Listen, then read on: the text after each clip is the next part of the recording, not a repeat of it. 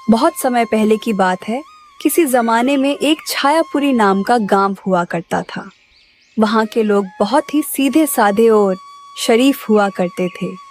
वे हर किसी की मदद करते थे और गांव में आने वाले मेहमानों का स्वागत भी बहुत अच्छे से करते थे। उस गांव में एक बहुत ही पुराना बरगद का पेड़ था। सभी लोग उस पेड़ को बहुत पूजते थे। उसी गांव में सत्या नाम का आदमी अपने छोटे भाई अमर के साथ रहता था और वह उस पेड़ को बहुत मानता था। वह हर रोज उस पेड़ पर दूध चढ़ाने जाया करता था।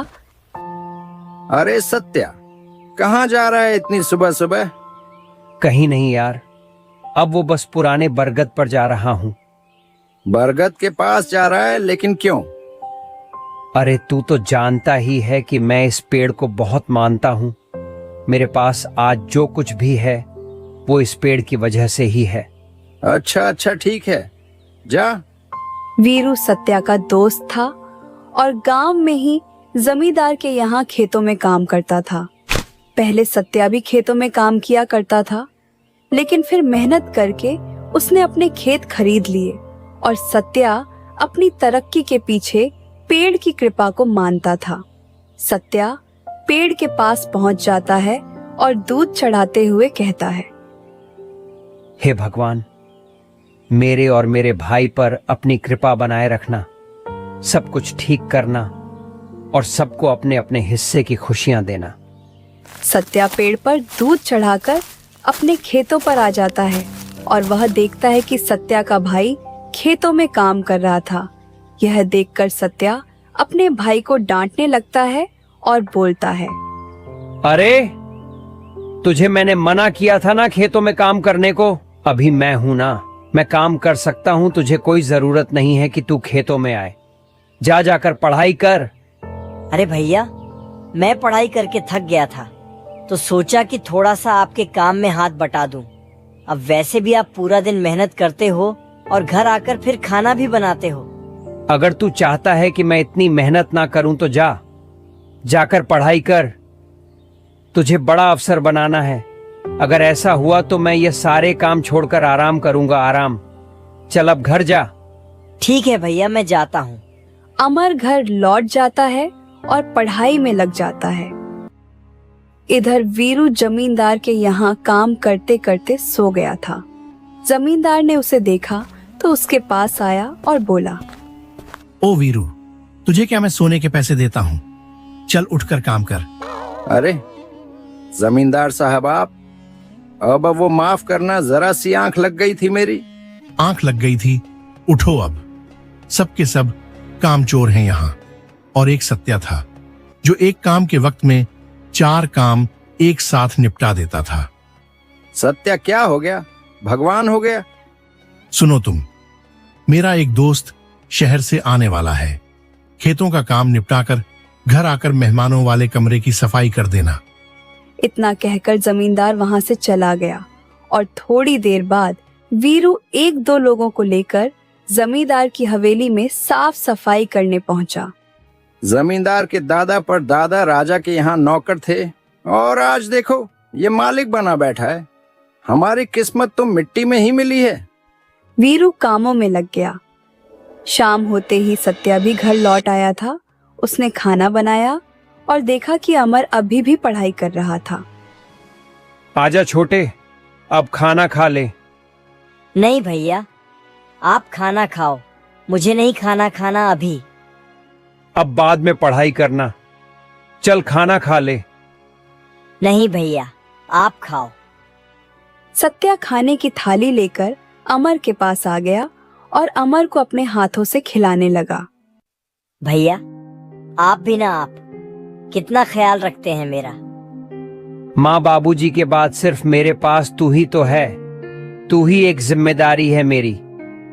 तेरी जिंदगी बन जाए तो मैं भी मुक्त हो जाऊं। भैया, कभी कभी तो मैं सोचता हूँ कि आप नहीं होंगे तो मेरा क्या होगा। अरे तू ये सब क्यों सोचता है? मैं हमेशा तेरे साथ रहूंगा।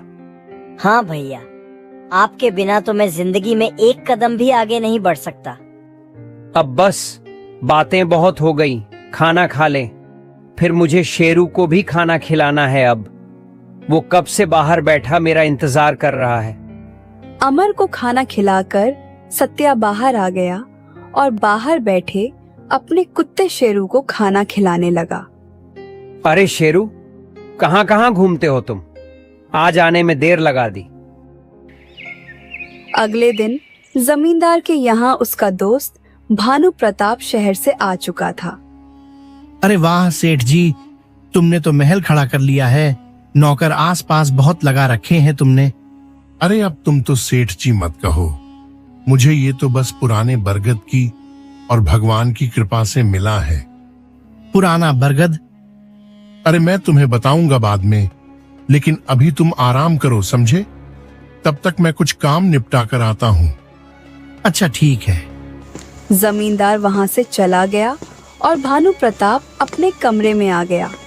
वीरू अब भी वहां बचा हुआ काम खत्म कर रहा था। तुम क्या इसी गांव में रहते हो? अच्छा, फिर तो तुम्हें मालूम होगा कि वो पुराने बरगद के बारे में क्या कह रहा था मेरा दोस्त। अच्छा, वो पुराना बरगद? अरे कुछ नहीं, वो एक बहुत पुराना बरगद का पेड़ है। सब लोग उसकी बहुत पूजा करते हैं और ऐसा मानते हैं कि कई हजार साल पहले कोई बहुत ही सिद्ध संत ने वहां समाधि ली थी। तब वो पेड़ सबकी मन्नत पूरी करता है। अच्छा ऐसा है, तो क्या तुम्हारी कोई मन्नत पूरी हुई है? कैसा मजाक कर रहे हैं आप? अगर ऐसा कुछ होता तो मैं यहाँ साफ सफाई थोड़ी ना कर रहा होता। मन्नत हर किसी की पूरी नहीं होती। जिनकी होती है उनके लिए तो पेड़ पवित्र और चमत्कारी है। अगले दिन भानु प्रताप अपने दोस्त जमींदार से उस पेड़ को देखने की जिद करने लगता है और कहता है, मैं तुमसे मिलने शहर से आया हूँ और तुम हो कि बस सारा दिन व्यस्त ही रहते हो। अरे मुझे कम से कम उस पवित्र बरगद के दर्शन तो करा लाओ। पेड़ के दर्शन तो तुम्हें मेरा कोई भी नौकर करा लाएगा। वैसे अभी मैं एक बहुत जरूरी काम में व्यस्त हूँ। ठीक है, मैं फिर तुम्हारे किसी नौकर को ही अपने साथ ले जाता हूँ। भानु प्रताप वीरू के साथ पेड़ देखने के लिए चला गया। तभी रास्ते में वीरू को सत्या नजर आया, जो जमींदार के घर की तरफ ही जा रहा था। अरे सत्या, तुम कहाँ जा रहे हो इस तरफ? अरे वो मुझे कुछ काम है, बाद में मिलता हूं तुमसे। सत्या जमींदार के पास आ गया। अरे आओ सत्या, बताओ क्या कहना चाहते थे कल तुम? अब माफ करना, कल मैं जरा जल्दी में था तो तुम्हारी बात सुन नहीं पाया। कोई बात नहीं सेठ जी, दरअसल बात यह है कि मैं अमर को शहर पढ़ाने भेजना चाहता हूं। अरे वाह वाह, ये तो बहुत अच्छी बात है। वैसे भी तुम्हारा भाई बहुत ही होनहार है। हाँ हाँ, वो तो है। इसलिए तो चाहता हूं कि उसे शहर भेज दूं, जिससे वह अपनी पढ़ाई अच्छे से कर ले और अफसर बन जाए। लेकिन शहर भेजने के पैसे नहीं हैं मेरे पास, और पैसों के लिए ही अब मैं आपके पास आया हूं। अब मुझे 10,000 रुपए उधार चाहिए। 10,000 तो बहुत बड़ी रकम है। अब मैं तुम्हें किस आधार पर इतने रुपए दे दूं? अब मैं बिना किसी आधार के आपके पास नहीं आया हूं। मैं अपनी जमीन को आपके पास गिरवी रख दूंगा। ठीक है, ये सौदा कुछ बुरा नहीं है। अब मैं तुम्हें 10,000 दे दूंगा, लेकिन अभी इतनी बड़ी रकम गिनने में समय लगेगा। तुम तब तक जरा मेरे खेतों पर कुछ काम देख लो। जब से तुम गए हो सारे मजदूर एक नंबर के कामचोर हो गए हैं। सब मिट्टी का सत्यानाश कर दिया है। आपका बहुत बहुत धन्यवाद। ठीक है, मैं देख लेता हूं। हाँ हाँ, बहुत अच्छे। और रात को लौटते वक्त मेरे पास से अपनी अमानत लेते जाना। ठीक है, अब मैं चलता हूं। सत्या जमींदार के खेत पर चला जाता है। तब तक वीरू भानु प्रताप को बरगद के पेड़ के पास ला चुका था। अच्छा, तो ये वो बरगद है? देखने में तो बहुत ही पुराना लगता है। हाँ, ये पेड़ राजा महाराजा के समय का है। यहाँ तो बहुत लोग पूजा कर रहे हैं। तो क्या सबकी मनोकामना पूरी होती है? वैसे मैं तो इन सब बातों में कोई विश्वास नहीं रखता। लेकिन इस पेड़ की पूजा करने का एक कारण हो सकता है। और वो मुझे सही भी लगता है। अच्छा, तो वो कारण क्या है? देखो, जैसा कि तुमने कहा था कि यह पेड़ राजा महाराजाओं के जमाने से है, तो इसकी पूजा का एक ही कारण होगा कि इसके आसपास या नीचे राजा का खजाना छिपा होगा। तभी तो इस पेड़ की पूजा करनी शुरू हो गई, ताकि कोई इसे ये काट ना सके और खजाना सुरक्षित बना रहे। क्या ऐसा हो सकता है? बिल्कुल हो सकता है। अब मैं चलता हूँ, आज शाम को शहर के लिए निकल जाऊंगा। तुम्हारा धन्यवाद जो तुमने मुझे ये पेड़ दिखाया। मेरे दोस्त को तो कोई फुर्सत ही नहीं है। हाँ, ठीक है। जमींदार का दोस्त वहां से चला गया, लेकिन वीरू अभी भी पेड़ की तरफ देख रहा था और मन ही मन सोचने लगा, अगर इस पेड़ के नीचे खजाना है तो उसे मैं निकाल कर सबसे अमीर बन जाऊंगा और इस जमींदार को भी गांव से निकाल कर बाहर कर दूंगा। आज रात को मैं इस पेड़ के नीचे से खजाना निकाल लूंगा। ऐसा सोचकर वीरू भी वहां से वापस आकर हवेली में पहुंच गया। इधर रात होने पर सत्या जमींदार के पास पहुंचता है। जमींदार साहब, मैंने आपके खेत देख लिए हैं। अब आप मुझे पैसे दे दीजिए जिससे कि मैं घर जा सकूं। हाँ, तुम ये लो पैसे, और आज से 5 साल बाद तुम मुझे मेरे पैसे वापस लौटा देना, और अगर नहीं लौटा पाए तो तुम्हारी जमीन मेरी हो जाएगी, समझे? समझ गया जमींदार साहब। सत्या पैसे लेकर वहां से अपने घर आ गया। अमर उसका इंतजार घर के बाहर बैठकर ही कर रहा था। आप कहाँ रह गए थे भैया? अरे, मैं तो तेरे लिए पैसे का इंतजाम करने जमींदार के पास गया था। मेरे लिए पैसों का इंतजाम करने? हाँ, तूने कहा था ना, तू शहर जाकर पढ़ेगा। अब तू शहर जा सकता है। लेकिन भैया, ये सब क्या किया आपने? हाँ, मुझे पैसों की जरूरत थी, लेकिन उसके लिए जमींदार साहब से उधार लेने की क्या जरूरत थी? मैं तुझे अफसर बनाने के लिए कुछ भी कर सकता हूँ। अब तू चुपचाप शहर जा और अच्छे से पढ़ाई कर।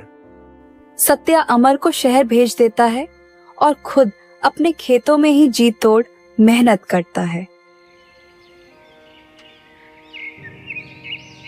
आज पूर्णिमा की रात है। आज मैं उस बरगद के पेड़ में मैं दूध चढ़ाऊंगा तो और भी अच्छा होगा। ऐसा सोचकर सत्या दूध लेकर चढ़ाने के लिए रात के समय ही निकल पड़ता है। जब वह वहां पहुंचता है तो वह देखता है कि वीरू वहां पर फावड़ा और कुल्हाड़ी लेकर खड़ा है। अरे वीरू, तुम यहाँ क्या कर रहे हो? और ये फावड़ा और कुल्हाड़ी क्या कर रही है तुम्हारे हाथ में? सत्या, तुम रात में यहाँ क्या कर रहे हो? मैं तो यहाँ पेड़ की पूजा करने आया था, लेकिन तुम्हारे इरादे कुछ नेक नहीं लग रहे हैं। तुम यहाँ क्या कर रहे हो? अब मैं कुछ भी तो नहीं। ये क्या तुमने पेड़ की जड़ को काटा और ये गड्ढा, ये क्या कर रहे हो? तुम मुझे सच सच बताओ। अच्छा ठीक है, तो सुनो। मुझे लगता है कि इस पेड़ के नीचे खजाना छिपा हुआ है, और अगर मैं इस पेड़ के नीचे से खजाना निकाल लूंगा तो मैं अमीर बन जाऊंगा।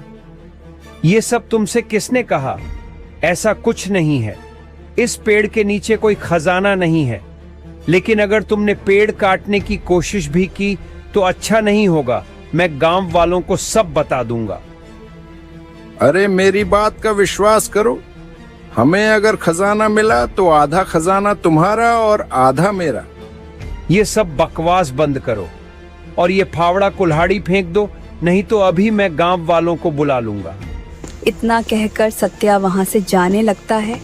लगता है मेरे इतने दिन की मेहनत को बर्बाद कर देगा ये। अभी इसे सबक सिखाना ज्यादा जरूरी है।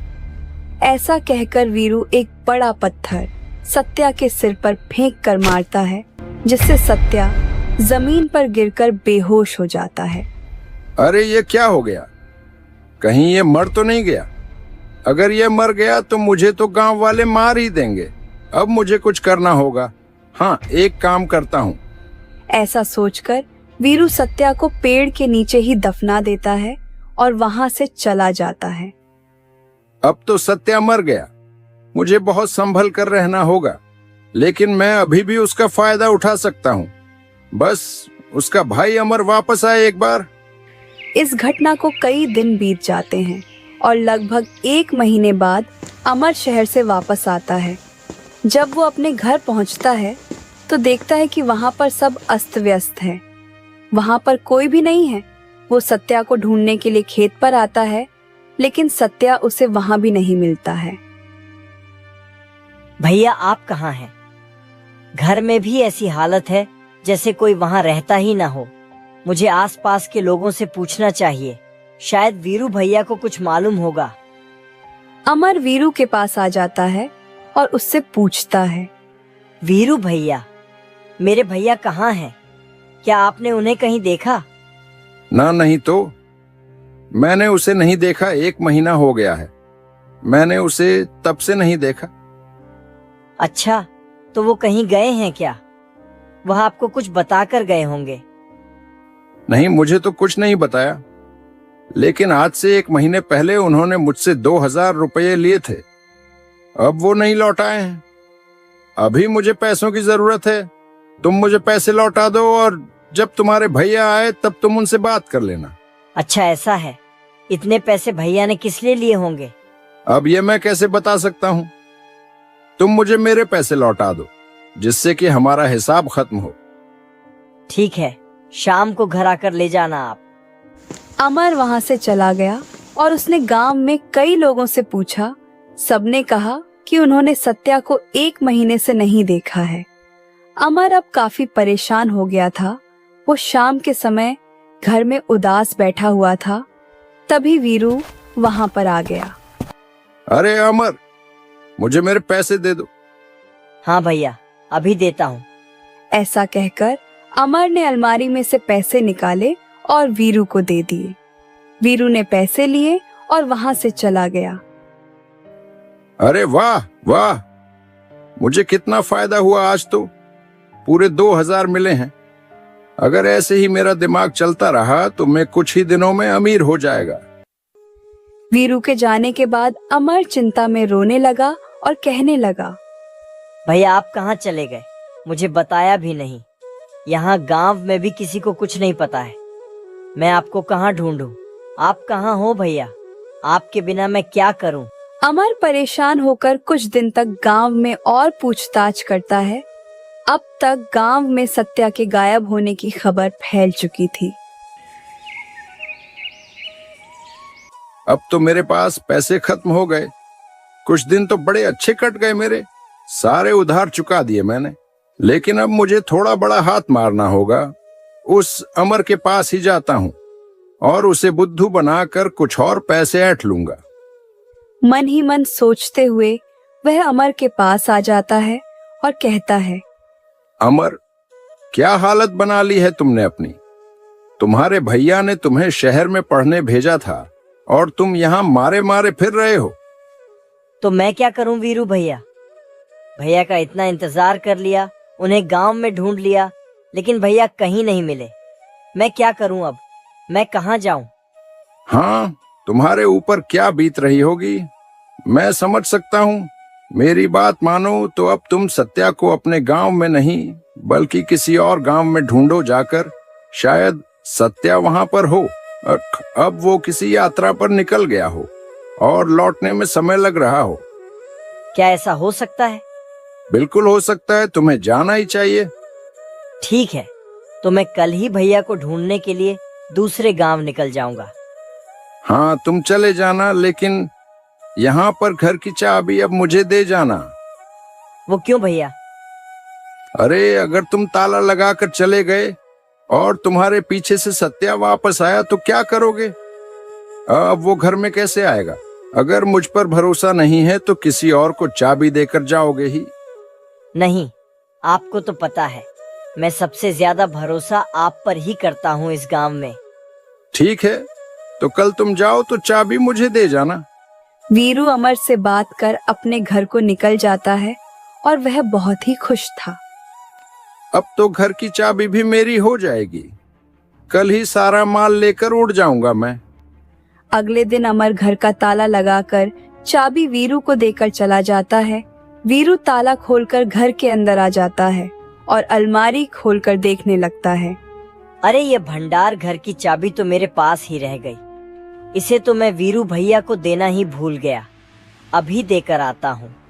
ऐसा कहकर अमर वापस लौट आता है और अपने घर का दरवाजा खुला देखकर अंदर आता है। अलमारी के पास खड़े वीरू को देखकर वो चौंक जाता है और छिपकर उसे देखने लगता है। अरे वाह, इतना सारा पैसा! अब तो मैं माला माल हो जाऊंगा। अब सही मौका देखकर मैं ये गांव छोड़ दूंगा। भले ही मुझे बरगद के नीचे का खजाना नहीं मिला तो क्या हुआ, लेकिन सत्या को मारकर मुझे ये खजाना तो मिल गया। मैंने सत्य को दफना दिया था और उसी बरगद के नीचे। अब तक तो सारे सबूत मिट्टी में मिल गए होंगे उस सत्या के। वीरू की बात सुनकर अमर की आंखों से आंसू निकल आते हैं और वह घर से निकलकर भागकर बरगद के पेड़ के पास आता है। इसका मतलब वीरू ने भैया को मार डाला है। वह मेरे भाई का हत्यारा है। मैं उसे छोड़ूंगा नहीं। ऐसा कहकर अमर बरगद के आसपास की मिट्टी खोदने लगता है, लेकिन उसे वहां कुछ नहीं मिलता सिवाय एक अंगूठी के, जो कि सत्या की ही थी।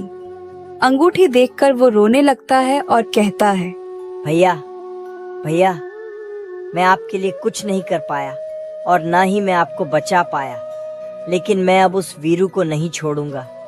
मैं उसका सच सामने लाऊंगा और उसे कड़ी सजा दिलवा कर रहूंगा।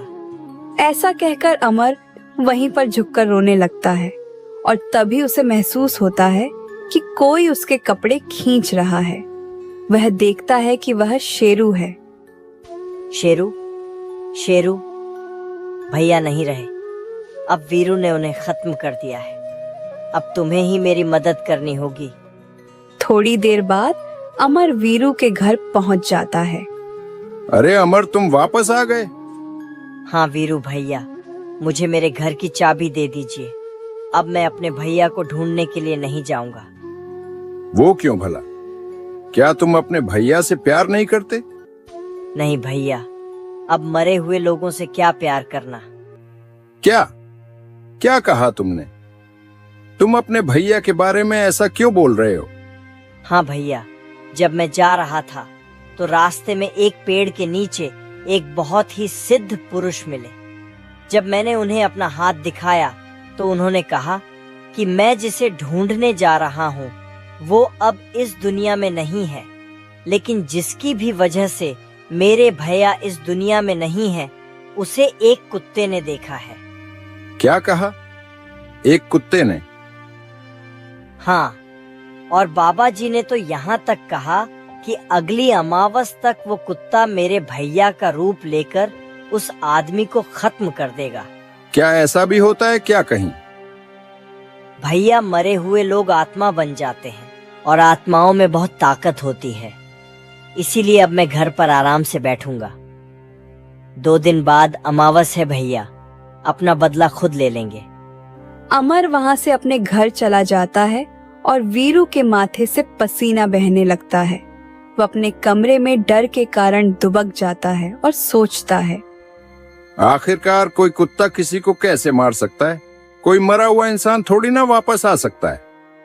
नहीं नहीं, ऐसा कुछ नहीं होगा। सत्या के पास कौन सा कुत्ता है? कोई कुत्ता नहीं था उसके पास, कोई कुत्ता नहीं था। शेरू, शेरू, हाँ, शेरू नाम का कुत्ता था उसके पास। तो क्या शेरू ने मुझे देख लिया था? अगर ऐसा है तो 2 दिन होने से पहले ही मुझे शेरू को खत्म करना होगा।